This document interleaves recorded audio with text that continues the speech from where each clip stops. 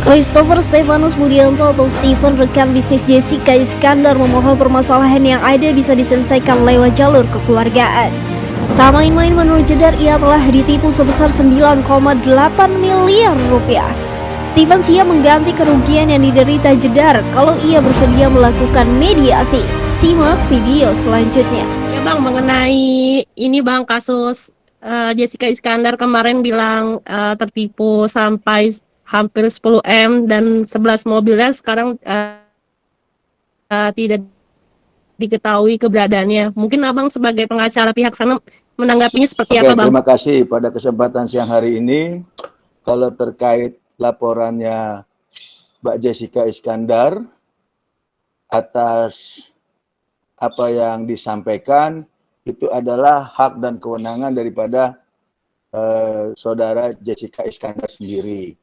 Tetapi yang perlu kita klarifikasi atau garis bawahi bahwa awal permulaan antara Jessica Iskandar dengan klien kami itu adalah semata-mata bisnis jasa rental yang memang itu semua mereka ada satu perjanjian atau kontrak kerja. Itu yang bisa saya sampaikan di awal. Nah, kalaupun sekarang Mbak Jessica Iskandar itu merasa ada hal-hal yang patut diduga mengalami kerugian, sampai saat ini menurut klien kami tidak pernah diberikannya surat klarifikasi atau surat peringatan. Karena kalau adanya surat klarifikasi dan surat peringatan, itu kemungkinan kan kami ataupun klien kami akan memberikan jawaban secara detail. Dan yang kita sangat sayangkan, tampaknya ada surat klarifikasi ataupun somasi 1 atau 2, yang selayaknya kalau memang ada diduga pihak-pihak yang dirugikan, itu mestinya didahulukan atau diutamakan. Sekian yang bisa disampaikan.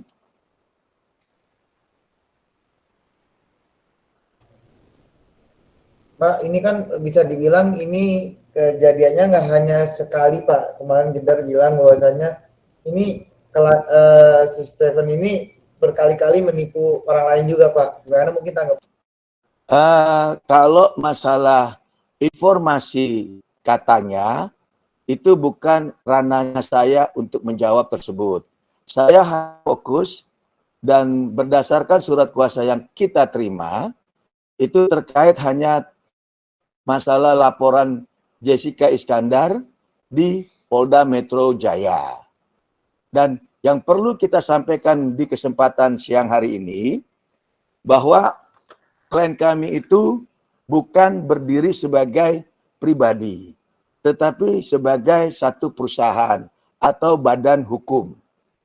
Nah, ini jelas yang kita inginkan adalah kalau memang ada yang diduga yang disebutkan sama Mbak Jedar tersebut, paling tidak Mbak Jedar itu bisa menghubungi kita lebih awal tanpa harus membuat laporan resmi ke pihak Polda Metro Jaya. Dan yang kita tidak mengerti sampai saat ini, semua permasalahan atau semua transaksi ataupun semua kendaraan itu berawal di Pulau Bali. Itu yang perlu kita garis bawahi. Dan perusahaan tersebut adalah perusahaan yang beroperasional di Pulau Bali. Enggak, bagaimana kita nggak ngerti kenapa mereka melaporkannya di Polda Metro Jaya.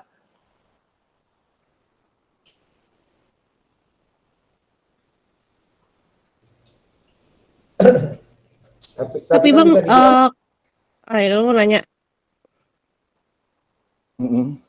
Tapi Bang, kemarin kan Jedar dan suaminya juga udah berupaya menghubungi dari ke Steven, dan dari jawaban pihak Steven pun juga bilangnya katanya nggak tahu dan sampai akhirnya katanya disebut Steven sekarang berada di Singapura. Itu gimana Bang? Nah, seperti tadi yang saya bilang, kalau informasi yang terkait katanya kan kita nggak akan jawab tersebut. Kita hanya berfokus kepada pokok laporan Jessica Iskandar di Polda Metro Jaya yang menurut hemat saya itu bukan masuk ranah pidana. Itu murni ranah keperdataan. Karena di dalam ranah keperdataan itu berawal dari adanya satu perjanjian, suatu permufakatan, suatu kerjasama. Dan kalau memang itu merupakan satu perjanjian atau satu kerjasama, bagi kedua belah pihak, selama belum ada pembatalan daripada perjanjian itu kita harus tunduk di pasal 1338 KUHP Perdata. Nah, itu menurut hemat kita. Jadi kalau memang dimungkinkan, yang pernah juga saya sebutkan di media, kami menginginkan itu dialog dengan Mbak Jedar. Kalau bisa kita duduk, kita bisa carikan solusi, apalagi kan yang diharapkan Mbak Jedar itu adalah kembali dananya. Nah, kita ingin betul-betul konkret dana yang dimaksud itu yang 9,8, apakah 9,8 itu langsung diserahkan kepada Stephen sendiri sebagai klien kami, atau bagaimana? Yang menurut informasi dari klien kami, dana tersebut adalah dana yang bertahap secara akumulasi sesuai daripada MOU yang mereka sudah tanda tangani atau disepakati bersama. Dan kalau terkait masalah Stephen itu di luar negeri atau di Singapura, sampai saat ini juga kita tidak bertanya seperti itu kepada klien kami. Kita hanya bicara terkait masalah konteks hukum yang sedang membelit daripada klien kami, yaitu Stephen. Justru saya sebagai kuasa hukum Stephen kan menyampaikan bahwa keinginan klien kami adalah ingin melakukan mediasi. Tapi Bang, artinya pengen diselesaikan secara kekeluargaan ya, Bang. Benar Tanpa sekali. tanpa adanya pelaporan Benar berarti sekali, pelaporan benar. di Polda tuh ingin dicabut gitu ya, Bang. Benar sekali, kan di polisi juga di Perkap diatur ada yang namanya restoratif justice. Nah, sekarang tergantung Mbak Jedar. Saya berkali-kali di media bilang, yuk kita mau mediasi, yuk kita bikin restoratif justice. Keadilan itu tidak perlu dengan hukuman jera. Keadilan itu kita mencari solusi. Pengacara yang baik adalah memberikan advies yang terbaik untuk kliennya. Apa itu advies terbaik? Kliennya mengalami kerugian. Apa yang kerugian itu yang didapatkan oleh klien. Bukan hanya sekonyong-konyong melaporkan ke polisi, memenjarakan orang lain. Itu yang dimaksud sebagai kita seorang profesi, seorang advokat. Kalau pihak pengacaranya, saya sudah melalui ada salah satu teman baik saya, kerabat saya. Nah, yaitu Pak Farhat Abbas, pengacara. Saya sudah ngomong sama Pak Farhat Abbas, Abang, Pak Ketua, tolong kita bicara dengan Bunda Elsa Sarif. Kalau memang memungkinkan, yuk terkait klien kami, dicarikan solusi yang terbaik. Saya sudah ngomong kalau upaya itu. Tapi langsung ke Jedar, saya tidak kenal, saya tidak tahu. Dan pengacara yang ada di televisi kemarin itu kan, itu anaknya Mbak Elsa Sarif, gitu loh. Tapi melalui Pak Farhat Abbas, saya sudah sampaikan, Pak Ketua, tolong dong dibantu dimediasi ke Pak Bunda Elsa Sarif, Dr. Elsa Sarif, gimana kita mencari solusi yang terbaik. Karena kan saya sama Pak Farhat Abbas juga kenal baik. Itu loh. Mungkin minta, ya dah, memang dah.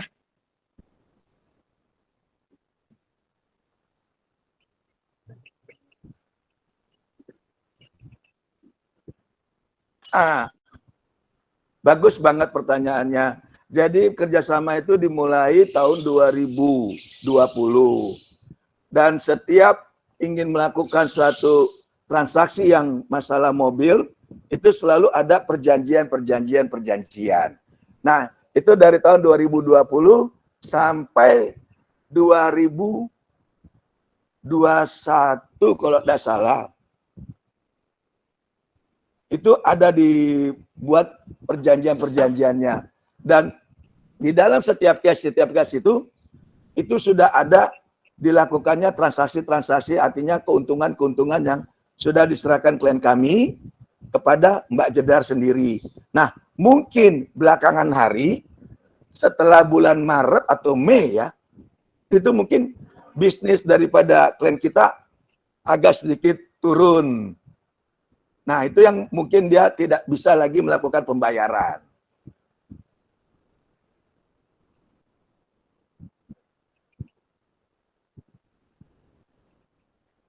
Itu kalau nggak salah diakumulasikan berapa lama kalau mobil itu atau unit itu disewakan. Yang jelas ada, kita lihat di transaksi di sini, itu pernah Mbak Jedar sendiri dapat 100 jutaan lah untuk satu unit. Kalau enggak, ini saya lihat di sini. Itu loh.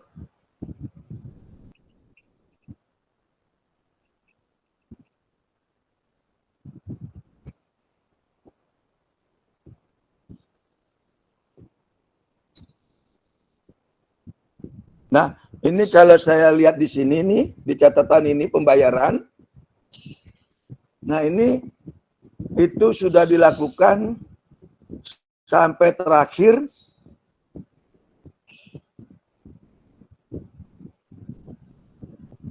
(11 Mei 2022). Itu terakhir 53 juta. Ada di sini tulisannya. Dan itu bahkan ada yang 100 juta, ada berapa kali nih 100 juta. Ada yang 66 juta, ada yang 80, itu bervariasi. Ini menurut keterangan klien kita.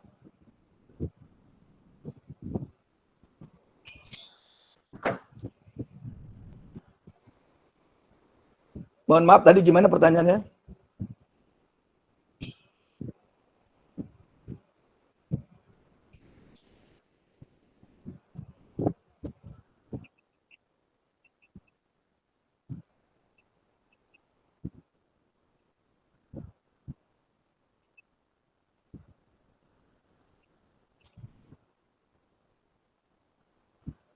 Seperti tadi saya awal bilang, kita atau klien kami tidak tahu kalau memang adanya laporan ke polisi. Kenapa seperti itu? Karena menurut keterangan klien kita, itu tidak ada surat klarifikasi ataupun verifikasi.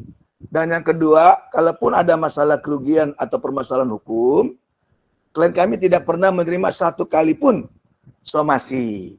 Sementara di dalam kita mempunyai satu permasalahan kan minimal ada itikat dulu nih, memberikan reles lah, klarifikasi. Sehingga pokok masalah yang memang diinginkan itu apa? Apakah masalah A atau masalah B? Kalau masalah A itu di mana, kapan, dengan siapa, kan itu.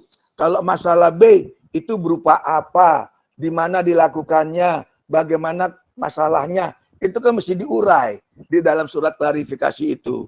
Nah, kalau klarifikasi itu tidak dijawab, mungkin bisa diambil langkah yaitu somasi peringatan hukum namanya. Somasi 1, kemudian somasi kedua. Nah, kalau memang ini juga tidak terjadi, ya memang sudah ada tanda kutip lalai dari pihak klien. Nah, itu semua tahapan tidak pernah klien terima. Nah, tiba-tiba adanya laporan pertanggal 15 Juni tahun 2022, termasuk adanya press conference. Nah, klien kami merasa kecewa, merasa kaget. Kenapa sih masalah ini dibawa ke ranah hukum? Kenapa tidak kita selesaikan secara kekeluargaan, secara baik-baik? Dan memang kondisi klien kami juga yang namanya bisnis. Bisnis ini kan sedang naik dan turun. Kalau memang dalam keadaan untung, Mbak Jedar kan tahu sendiri kalau untung, Mbak Jedar kan tidak marah. Nah, giliran sekarang rugi, Mbak Jedar akhirnya melaporkan ke pihak yang berwajib. Nah, ini yang kita sangat sayangkan. Oleh sebab itu kita mohon, kalau bisa dimungkinkan, saya ingin sekali untuk adanya mediasi atau adanya pertemuan, biar dicari yang dimasalahkan itu apa. Apakah masalah uang, atau masalah mobil, atau masalah dolar. Itu loh. Oke.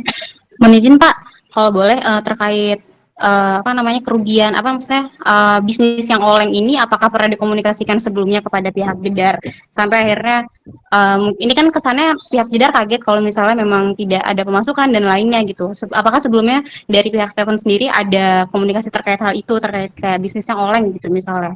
Terus kemudian terkait pengakuan dari Stephen sendiri Pak, kan sebelumnya pihak Jedar bilang kalau misalnya pihak Mas Stephen sendiri sudah mengakui bahwa dia menipu Mbak Jedar gitu, dan itu seperti apa gitu. Jadi Terima begini, kalau masalah tadi komunikasi itu sudah dikomunikasikan kepada Mbak Jedar sendiri. Dan yang kedua, di dalam bisnis itu sudah diberitahu kalau memang lagi untung dapat haknya sekian. Itu mereka sudah diskusi panjang dan lebar.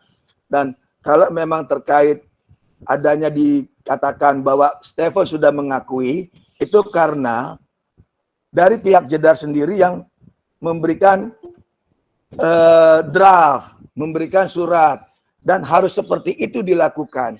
Jadi kan ini coba bisa dibayangkan kan, orang dalam keadaan panik, orang dalam keadaan tertekan, di situ tidak ada kuasa hukum, makanya kan ngomongnya seperti itu. Nah ini yang kita sayangkan. Maka tadi dari awal saya buka bicara, kalau memang kita fokusnya ke arah penyelesaian, kita jangan melebar kemana-mana, ke fokus permasalahan, sehingga semuanya bisa terselesaikan dengan baik. Bang, mungkin ada yang mau nanya lagi? Bang, mungkin terakhir, Abang kan udah mengkomunikasikan, maksudnya lewat Farhad Abbas untuk menyampaikan ke Ibu Elza Sarif. Itu mungkin sekarang udah ada, ini belum sih, udah ada komunikasi lagi ke Abang kapan mediasinya atau sudah tersampaikan? Sampai detik ini, Pak Ketua saya, Pak Farhad Abbas, Dr. Farhad Abbas, abang saya itu belum menyampaikan apa hasil-hasilnya, belum ada. Itu juga kami harapkan melalui jalur tersebut, mudah-mudahan bisa langsung adalah untuk kita musyawarah. Tapi intinya pada kesempatan ini saya sebagai pengacara Pak Stephen, kita ingin semuanya ini selesai dengan baik lah. Tanpa adanya kegaduhan, tanpa adanya laporan polisi.